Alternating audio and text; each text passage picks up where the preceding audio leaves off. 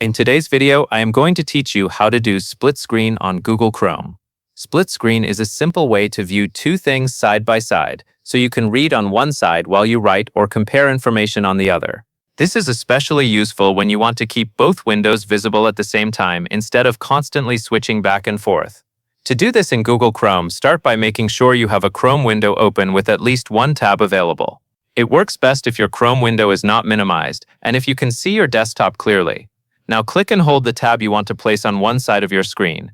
You'll be dragging the tab itself right from the tab bar at the top of Chrome. As you keep holding the click, drag that tab toward the left edge or the right edge of your screen. Keep moving it all the way until you reach the edge. As you get close to the edge, you should see a visual snapping outline appear. This outline is your computer indicating where the window will land when you let go.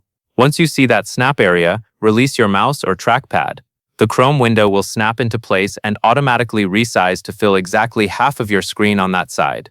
If the tab does not snap at first, move a little more slowly and make sure you are reaching the very edge of the screen. Also, keep the tab held down until the snap outline appears, then release.